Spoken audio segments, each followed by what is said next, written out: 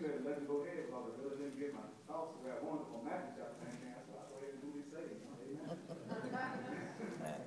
We have to go ahead and preach as he reads it. Matthew chapter 19. We won't be long this morning. It'll be longer than usual, but metal. It won't be long. Amen. I didn't know that song had 5 verses to y'all. Amen, man. I thought you were making up verses for me. Well, that's a verse 18. Amen. What's another some breakfast this morning? Amen. It was Wheaties. Amen. Matthew chapter 19, verse 16 to 30 was read in your hearing. We understand the story of this young ruler. That's how we refer to it sometimes. We talk about this young man there. And how he came to Jesus and asked him a question. Verse 16 says, "Good master, what good things shall I do that I may have eternal life?" And that's a very legitimate question. One that I hope everybody will ask at some point in their life. And he said unto him, "Why callest thou me good? There is none good but one, that is God. But if thou wilt enter into life, keep the commandments." He said unto him, "Which one?" Amen. Jesus said, "Thou shalt do no murder. Thou shalt not commit adultery. Thou shalt not steal. Thou shalt not bear false witness. Honor thy father and thy mother. And thou shalt love thy neighbor as thyself." The young man said unto him, "All these things have I kept from my youth up. What lack I yet?" Jesus said unto him, "If thou wilt be perfect, go and sell that thou hast, and give to the poor, and thou shalt have treasure in heaven, and come and follow me." It's possible that this young man waited for Jesus to rattle off the other 10 commandments, the other commandments I've been saying, but that ain't what Jesus said to them. Jesus comes in us just where he knows we need to be tamed, amen? He said, "If thou wilt be perfect, go and sell that thou hast and give to the poor, and thou shalt have treasure in heaven, and come and follow me." But when the young man heard that saying, he went away sorrowful, for he had great possessions. Then said Jesus unto his disciples, "Truly I say unto you, that a rich man shall hardly enter into the kingdom of heaven. And again I say unto you, it is easy for a camel to go through the eye of the needle than for a rich man to enter into the kingdom of God." When his disciples heard it, they were exceedingly amazed, saying, "Who then can be saved?" But Jesus beheld them and said unto them, "With men this is impossible, with God all things are possible." Then answered Peter and said to him, "Behold," remember, look at this. "We have forsaken all and followed thee. What shall we have therefore?" Jesus said unto them, "Truly I say unto you, that ye which have followed me in the regeneration, when the Son of Man shall sit in the throne of his glory, he shall sit upon 12 thrones, judging the 12 tribes of Israel. And every one that hath forsaken houses, or brethren, or sisters, or father, mother, wife, or children, or lands, for my name's sake, shall receive 100-fold and shall inherit everlasting life. But many that are first shall be last, and the last shall be first." This story has been used to make several points by many teachers throughout the time that the written word of God was completed. One could look at this through the view of what am I lacking, as the young man asked Jesus. They can look at it from that standpoint, saying, what am I lacking? It can be used to point out that only God is truly good. The case could easily be made that we really do have to obey God and keep his commandments in order to please him. Amen. We could see the danger associated with becoming attached to worldly possessions could be taught from this passage as well. Yes, right. You see, there are many teachable truths that we could get from this lesson besides the ones that I have stated here. But briefly this morning, I want us to look at the one that deals with the cost to bear Christ's cross. The cost to bear Christ's cross. That's what I want us to look at for a few minutes this morning. And I want you to keep 3 things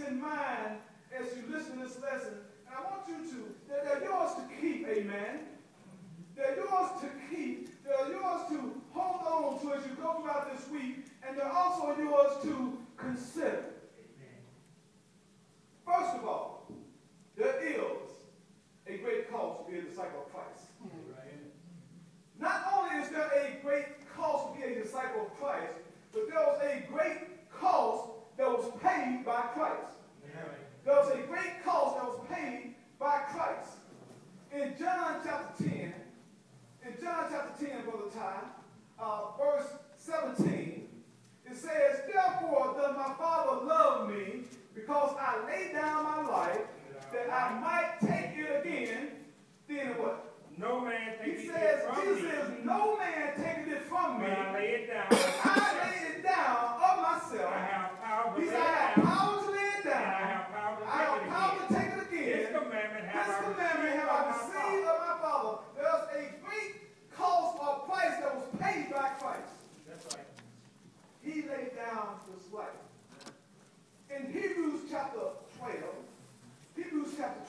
and verse 1 and 2, Hebrews chapter 12, verse 1 and 2, it says, wherefore, seeing we also are compassed about with so great a cloud of witnesses, let us lay aside every weight and the sin which does so easily beset us, and let us run with patience the race that is set before us, looking unto Jesus, the author and finisher of our faith, who for the joy that was set before him endured, amen, endured the cross, despised the shame, and is set down at the right hand of the throne of God.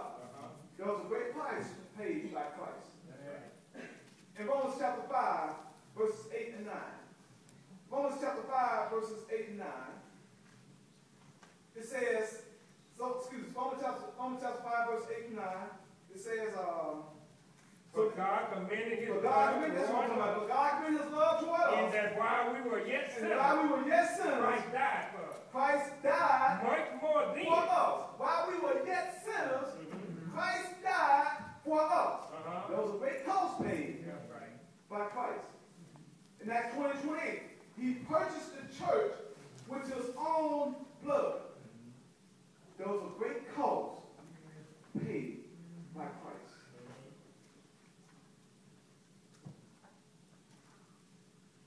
What is the cost? Or the cost to bear, to carry Christ's cross. Christ paid a great price for the privilege of us bearing this cross. That's right. We too have to pay a price to bear his cross. We have to pay a price to bear his cross. In Luke chapter 14, verse 25. Luke chapter 14, verse 25. I'm not seeing real well up here this morning, y'all. See, And there went great multitudes with and there were him, great multitudes and with he turned him. and said unto them, And he turned and said unto them, if any man come to me, listen, there is a great cost to carry Christ's cross. Listen to what Jesus tells these people.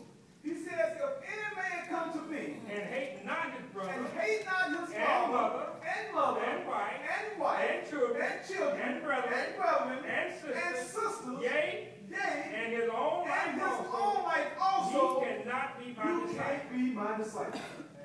There's a great cost to pay. And what he's saying here is you have to love less. You have to love me more than you love mom. You have to love me more than you love dad. You have to love me more than you love your wife, your children, your brethren, your sisters. And oh, not only do you have to love me more than you love them, but you have to love me more than you love your very life. The cost to bear Christ's cross. There's a great cost associated with bearing Christ's cross. See, how do we hate our own life? During those times where we want to forget about God, during those times of trial and tribulation when many of us run away from God and we should be running to God, those are the times, those are the things the occasion we want to have to love him more. We have to love him more than we love our own life. Listen, God's not going to put more on us than we can bear. So whatever else we're dealing with, God is going to bring us through, but we have to hold on to him first. Putting him first. We have to love him more than we love our own life. There's a great price to bear Christ's cross. By hating or loving less our mother, our father, our sister, our job, our friends, our activities, our pastimes, our education, whatever it may be, we have to put God first. That's right. That's loving less than you love God. So the first thing is we have to understand that we have to pay a great price.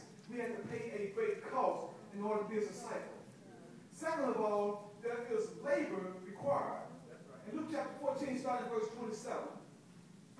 Luke chapter 14, starting verse 27, it says, And whosoever does not bear his cross and come after me cannot be my disciple. Cannot be my disciple. There's labor required.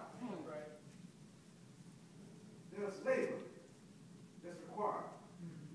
When you go out to set out to purchase a home, the first thing we mostly look at is the cost. And then we want to know what is involved with bringing this to fulfillment. So there's cost involved, and then there's labor. And Jesus says, and whosoever does not bear his cross and come after me cannot be my disciple. Listen, to bear one's cross means to hold up under the intense weight and pressure of that cross. It required a great deal of physical labor for Jesus to bear the physical cross that was placed on him. Do we remember that? Do we ever think about that? The condition that Jesus was in when they finally told him to pick up that cross. He had been deprived of sleep. He had been beaten. He had been deprived of rest. He possibly hunger had set in during this time. He had been abandoned. Peter left him. That's right. The disciples left him. And then the last time Peter denied him, the Bible says, and Jesus looked at Peter. And Peter realized what he had done. All of this labor was required in order to bear his cross. Labor is required of us to bear the cross of Christ. There's cost involved and there's labor involved. And the labor that we sometimes deal with, we take it on us and we make it more than it should be. I'm talking about simple things such as being humble. Somebody can say amen. It's hard to be humble, amen? That's right. Because pride is such a powerful thing, it requires labor to be humble. To forgive. It requires labor, it requires work to forgive someone when they have wronged you. Amen. To show compassion. It requires labor. It requires work, Brother Ty, to show compassion to someone, especially when somebody that you know don't like you. Amen. You know they don't have your best interests at heart, but it takes a labor of love. It takes work in order to bear Christ's cross. And there are so many other things that we deal with, those spiritual side of the house things. There's so many things it takes in order. It takes endurance. It takes commitment, amen? That's right. It takes steadfastness. It takes being unmovable. It takes being always abound in the work of the Lord. It takes labor.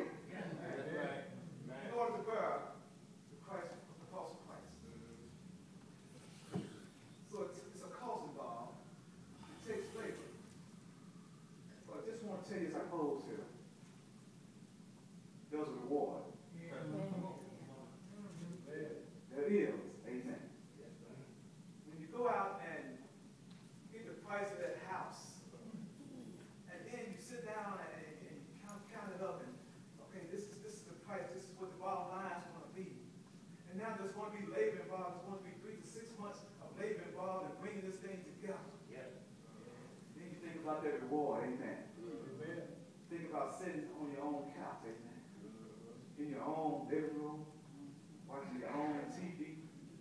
Amen. Think about sitting around the dinner table with your family. So think about sitting down with your young child and reading God's word to them. Amen. Think about sitting around the dinner table and you ask your family to bow their heads as you lead them in grace, thanking God for the food that you have. When you think about all these things, you think about the reward. It takes cost, large cost. It takes labor, but there is a reward. As I close in Matthew chapter 19, go the time back over there. Matthew chapter 19, starting verse 27. It says, Then answered Peter and said unto him, Behold, Peter said, Behold, Lord, we have forsaken all and followed you. Peter said, what is our, amen, reward? Peter said, we understand that there is cost associated in following you. We understand that there is labor associated in following you. But what is our reward? Amen. That's a very legitimate question by Peter. That's right. And Jesus had a very legitimate answer. That's right. Jesus said, Verily I say unto you, that you which have followed me, in the regeneration when the Son of Man shall sit in the throne of his glory, you also shall sit upon 12 thrones, judging the 12 tribes of Israel. He said, Peter, here's your reward. That's right. And then he says, and this is not just yours, but this is for everybody. Here's what I'm talking about. He says, and everyone, he says, I have a special reward for you 12. But he says, but for everyone that have forsaken houses, or brethren, or sisters, or father, or even mama, or wife, or children, or lands for my name's sake, shall receive 100-fold, and shall inherit everlasting life. Amen. That's the reward. That's the reward that makes me get up out of bed when I don't want to get up out of bed. That's the reward that makes me love and be good to my neighbor when I don't feel like, amen, being good to my neighbor. That's the reward that makes me say, you know what? I'm willing to suffer wrong at the hands of my brother or sister if it will repair our relationship. That's the reward. That's the reward.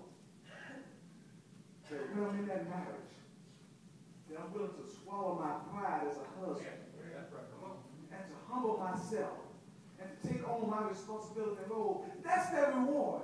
Amen. The everlasting life. The receiving 100-fold. That's my reward. Revelation 2:10 says, Be faithful unto death, and thou shalt receive a crown of life. That's my reward. And we sing, Mansion, Gold, and Crown. Something special about a crown, amen? Amen. Something special about thinking about a word, a crown, and putting on a robe of royalty. Something special about that thought. And Paul said it this way in 2 Timothy chapter 4. 2 Timothy chapter 4 as I close this morning. Paul talked about the reward this way. Because you have to understand, and I want you to just hold on to this and consider this.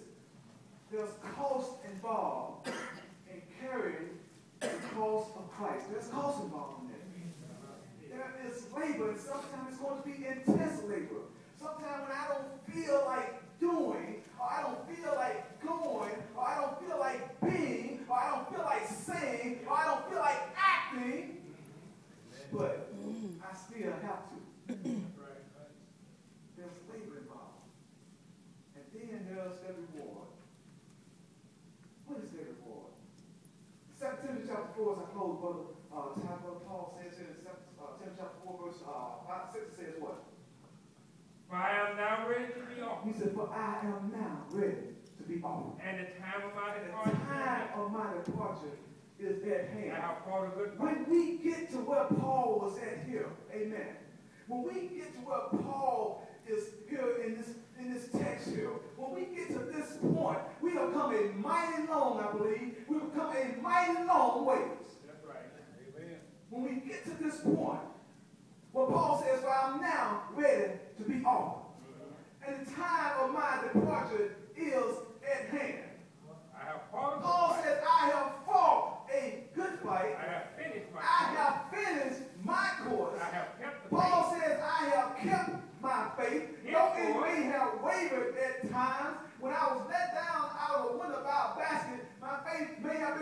wavering at that time. When I was shipwrecked and cast out on a deserted island, my faith may have wavered at that time. When I was locked up with Silas and we didn't have anything else to do but sing and pray, my faith may have wavered at that time. But this is what kept me going, Paul said. Henceforth, Paul says, laid up for me a crown of righteousness. A crown of righteousness. Paul was concerned about getting his crown. Through the culture that he lived in, to have a crown signified royalty, to have a crown signified importance. And Paul says, a crown of righteousness, which the Lord, the righteous judge, shall give me at that day. And then Paul says, I want to be one who encourages. Paul says, I want to be one who edifies. I want to always be known as one who lifts up others. Even in situations where I may be on lockdown, like in the book of Philippians, Paul says, I want to be known as one who lifts up others. And here Paul is, our dear brother Paul, as he encourages us, as he gets behind and pushes us, as he helps us to understand, as he edifies us, he says it's not just a crown for me. It's not just a crown for Paul, but unto all them, also that love his appearing. That's our reward. That is our reward.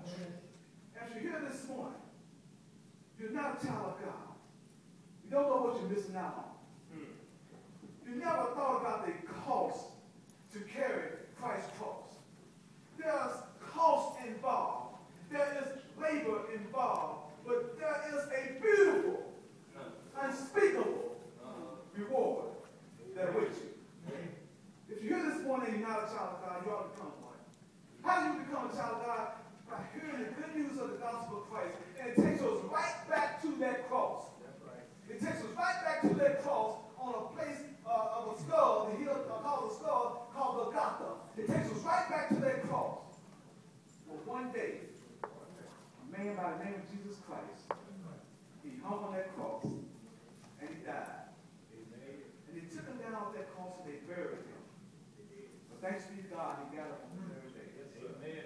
And when he got up, he told his disciples, he should go into all the world and tell this good news. You spread this good news. You speak of the gospel, the good news of Jesus Christ. Tell them how I died for them. Tell them how I was buried for them. Tell them how I rose again for them. And if they're willing to hear that story and listen to that story and believe that story, and they're willing to have you change your mind, ask them if they are willing to confess that they believe that I'm the Son of God. Amen. And are they willing to have their sins washed away in the water of grave baptism, receive the gift of the Holy Spirit, and come up and be added to my body? You ask them. Become a member of the blood-bought church of Christ. Amen. If you're here this morning, you're not a child of God, it's not that hard. There are costs involved. There's labor involved. But there's a great reward. If you come for your reward this morning, if you're here this morning, you're a child of God, and you forgot about these things, forgot about the cost that Christ paid.